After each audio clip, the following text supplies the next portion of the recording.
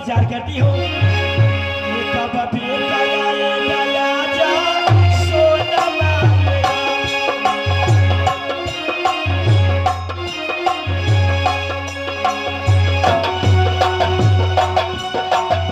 ये कब बेटा आएगा बिना सोनमा।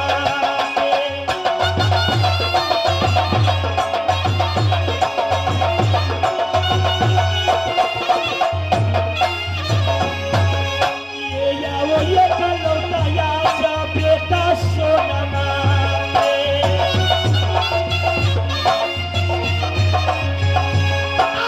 मैया तोरे कराती इंतजार।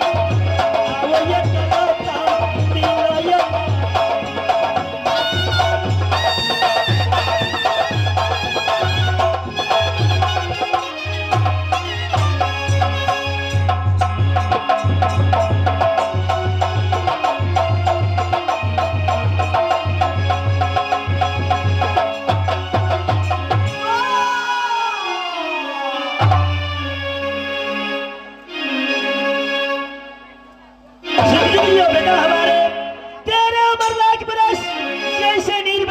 की बादल मरिया बढ़ता जा। मैं बख्शू नारायण जी बख्शे मेरे बेटा को बख्श दिए भगवान। बेटा इंदल माँ, अरे मैं क्या देख रही हूँ। रे चीता चल चल मन बाऊ आते अब मुँह के ये सुरखी बाबू तोरा देखा दीउना।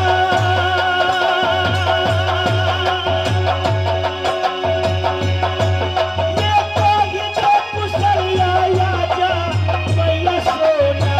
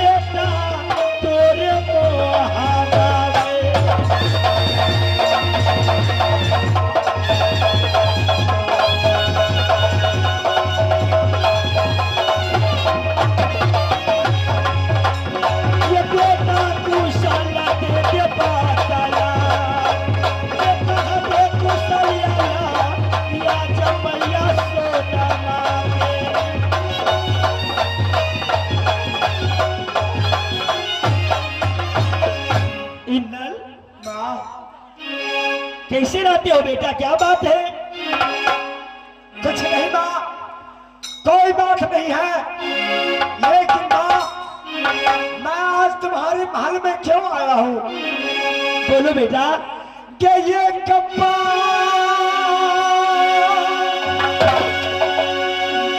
दिखाता ना चित्र देखा मैया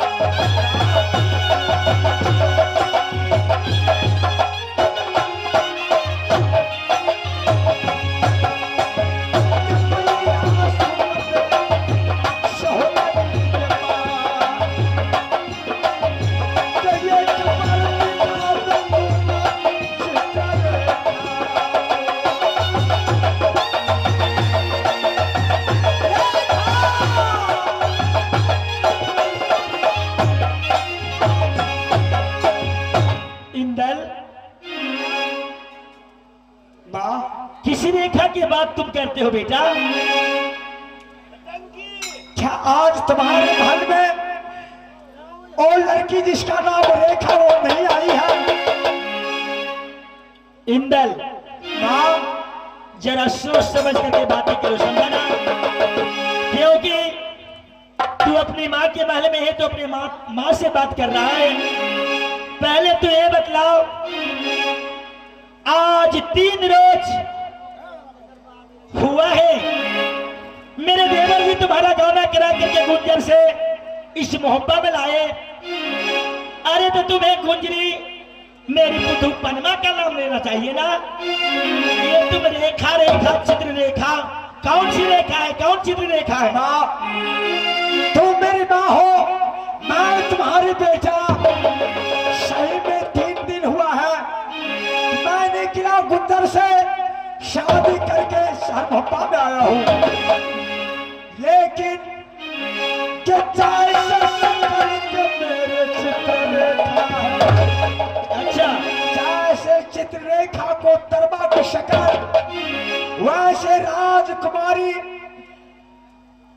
शहरा की शक्ल नहीं है।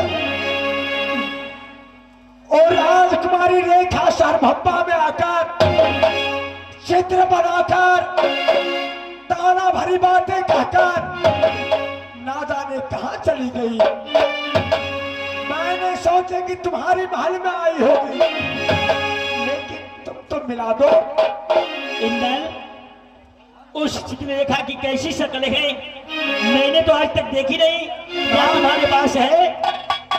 मेरे पास है। जरा तुम मेरी माँ हो, मैं तुम्हारी बेटा, तुमसे मैं क्या छुपाऊंगा? देखो ना, देखो ना।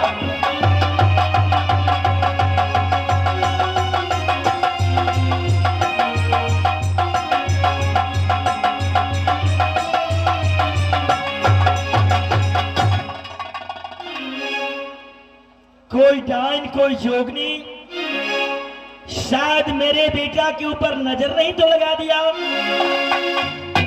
इसमें तो सही में चित्ररेखा नाम की लड़की है, देखने में बड़ी खूबसूरत है। अरे बेटा इंदल, अरे चर्चा आज भूल जो बेटा चित्ररेखा के। अरे जाओ जाओ बेटा रे पुतहु बनवा के पास।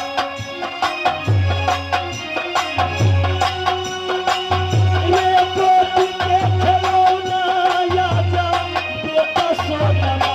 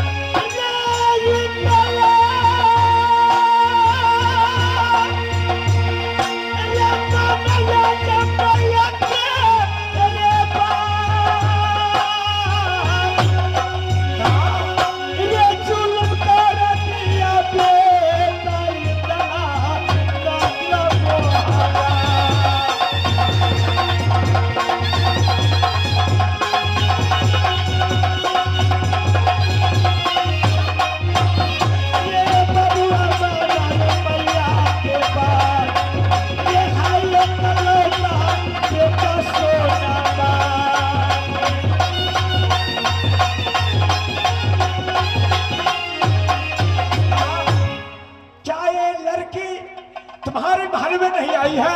अरे मेरी महल का क्या बात करते हो तुम? कहीं का भी है, कोई है, इससे तुम्हें क्या मतलब है?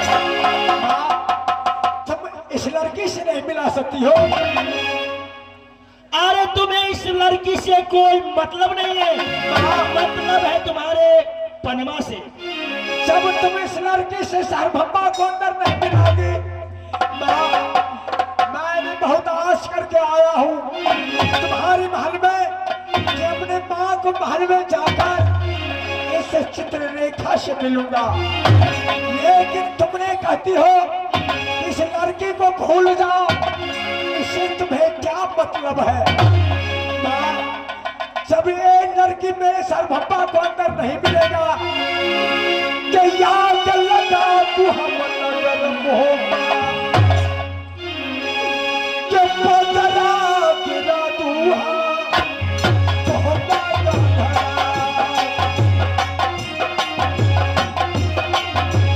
के याद न जादू हमारा बनवा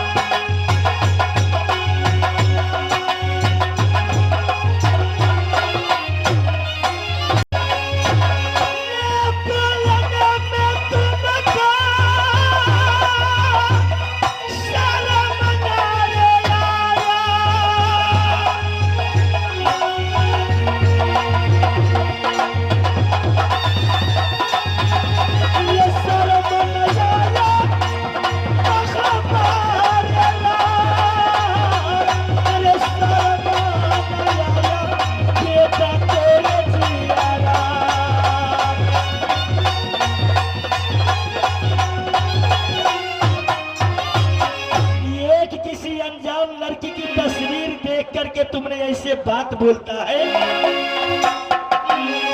क्या तुम्हारी घर में, तुम्हारी महल में आज 3 रोज गौना कराया हुआ है, जो पुतहू पनमा तेरे पास है, और एक अनजान लड़की का तुमने एक तस्वीर दे करके क्या करे? ये राजकुमारी परमा मुझे नहीं चाहिए, बल्कि ये राजकुमारी चित्ररेखा चाहिए। यदि तुमने चित्ररेखा से नहीं मिलाओगी, अब तुम्हारी बेटा जब मर जाएगा इगला के मैया मोहब्बत का धरा। जब पलंग पर हमारा मगर मोहब्बत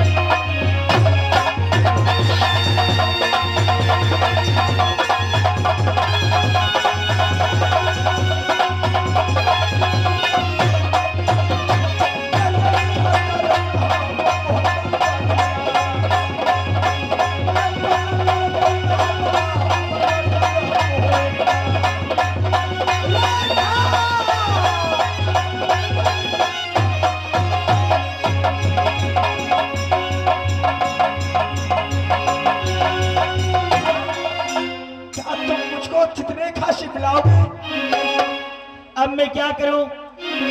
मैं अपने बेटा को साथ झूठ बोलती हूँ। ना जाने किसी डैन किसी जोगनी ने मेरे बेटा को नजर लगा दिया। मैं इस समय क्या करूं? बेटा इंदल, तुम चित्ररेखा से मिलोगे ना? क्यों नहीं माँ? अरे तो चित्ररेखा से मैं तुम्हें मिलाऊंगी। क्या तुम्हारी महल में चित्ररेखा आई है? हाँ हाँ बेटा। धन्यवाद, मिलाना। ठीक है, मैं तुम्हें मिलाती हूँ, बैठो, बैठ जाओ, मैं तुम्हें मिलाती हूँ।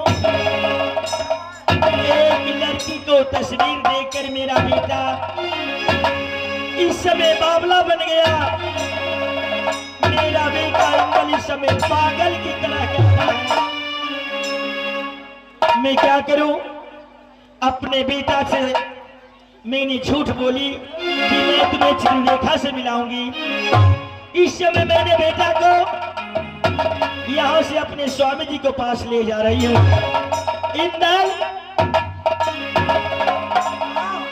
कहाँ है? चलो तुम मेरे साथ, मैं तुम्हें चित्ररेखा से मिलाती हूँ। तुम्हारे साथ जाऊंगा तो चित्ररेखा मिलेगी। हाँ बेटा, मिलेगी। चल चलो माँ। ये चलो ये कलो तारे बेटा सोनमा के यार। ये चलो ये कलो ताया जा बेटा सोनमा।